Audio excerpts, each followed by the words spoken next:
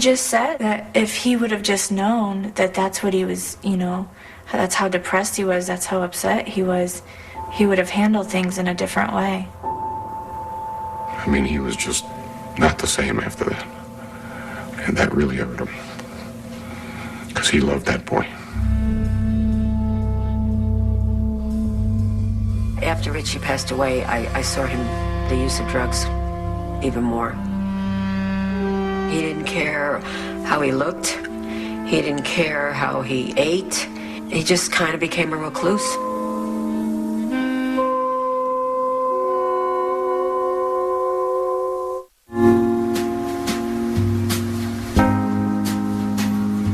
We bumped into each other at one of the hotels. And he pulled me aside. He said, "You look terrible. What's the matter with you?" I said, "I'm having some problems at home." And he went into his pocket and he handed me $10,000 in $100 bills. He said, "You need some money? Here." He said, "Whenever you can pay me back, pay me back. And if you don't pay me back, I don't care." And he walked away. Now, how many people you know will do that for you?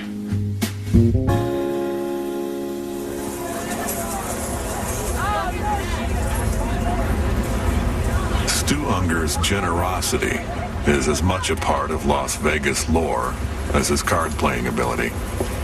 I remember we were walking down the street one time, and this guy came up behind us, said, "Stewie," said, "I'm broke," said, "Can you help me out?" Stewie took a $100 bill and just handed it up behind him, and the guy took it and went away. I said, "Stewie, who was that?" He said, "I don't know." I said, "If I'd known his name, I'd have given him 200. And that's the kind of person he was. Millions of dollars passed through his talented hands, and 2 World Series of Poker championships went into his trophy case. The only thing that matched his dramatic rise was his fall.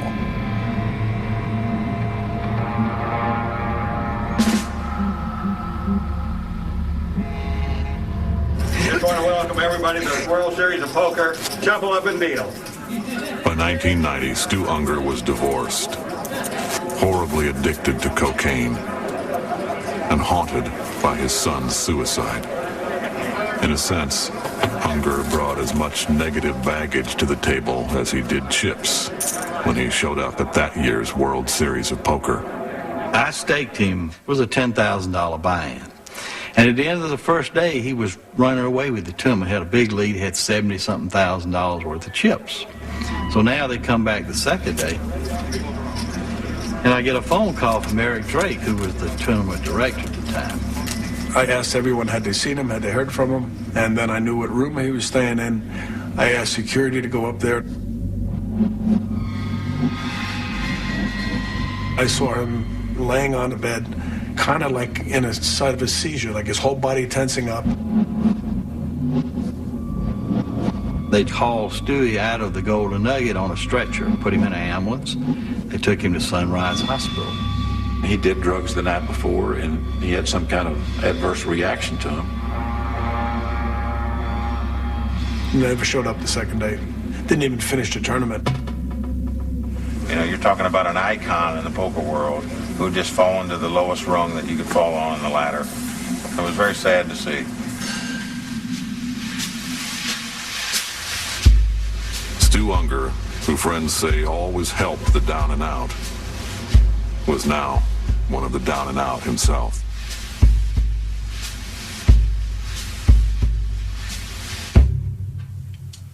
Literally, he cried one day with me because he said, "Mike," he said, "I've gone through millions of dollars and I don't have any money to buy my daughter's school clothes." I took my daughter down Real Mall the other day, and she started looking at price tags because I took my money, and I said to myself, "What did I do? What am I doing?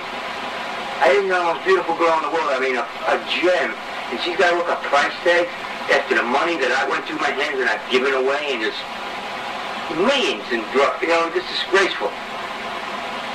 And I felt so bad for her. She said, "What are you worried about that? It's okay." It was so humiliating to me. It was a shame, you know, for her. When he couldn't buy school clothes for his daughter when school was starting, that really got him. It got him.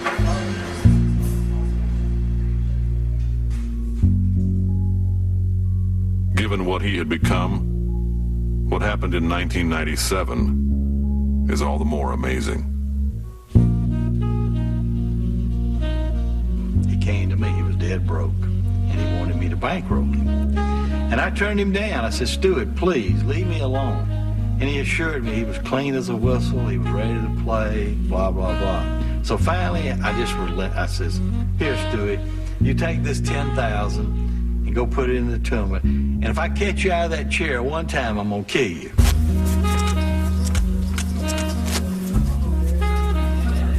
You know, he came in that first day high as a kite. Well, I actually grabbed him and sort of shook him. I said, Stu, you got to get through the day.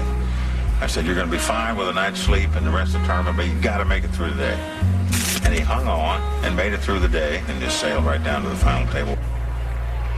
This is it. Heads-up poker for hard cash between Stu the Kid Ungar and John Strim. Ungar wasn't alone on his journey to the championship table. In his pocket, next to his heart, was a picture of his daughter, Stephanie.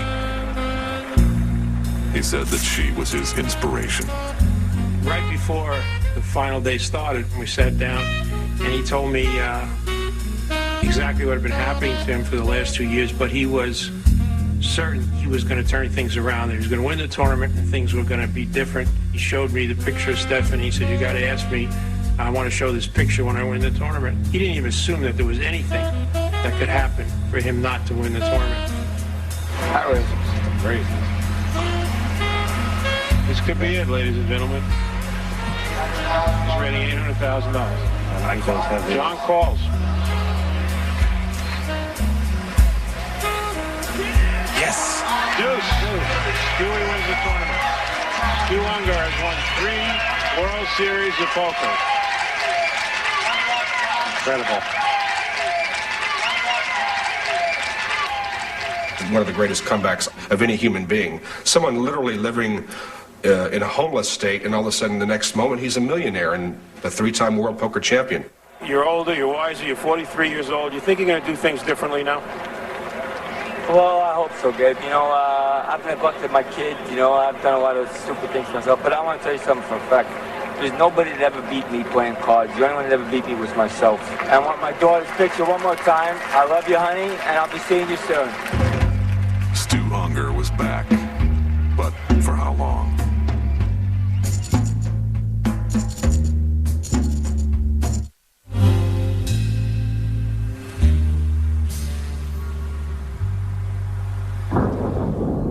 I used to go to Monticello racetrack. I was 10 years old. Go to the window and bet $50 a horse. I used to have to give the money to strangers to make the bets with me. Naturally, if another person would gamble like me, they would call me a degenerate gambler. But when you're successful at it, when you make your living at it, you go, well, you are a degenerate no more. You know?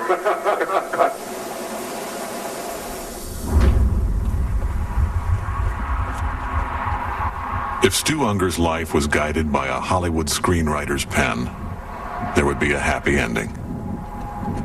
Perhaps he would parlay his redemption at the '97 World Series of Poker into a lifestyle befitting the only 3-time champion of that event.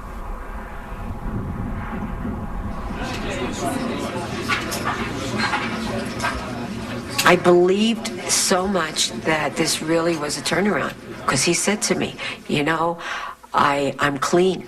I said, great.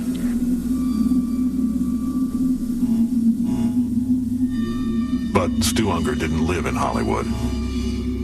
He lived in Las Vegas. And he wasn't an actor. He was a professional gambler. The winner's share of the '97 World Series of Poker was $1 million. 4 months after he won it, Ungar was broke. Like with much of the rest of the money in Stu Ungar's life that he earned, it ended up pretty much in the same places. In the sports books, at the tables, in the pockets of the drug dealers. He said, Sexton, he said, remember this. He said, anybody can win a tournament. He said, defending, that's where it's at. So I know how important it was for Stewie to come back in 1998 to defend his title, you know, that he had won the previous year. I actually put the money up for him to play in 1998. The day of the tour.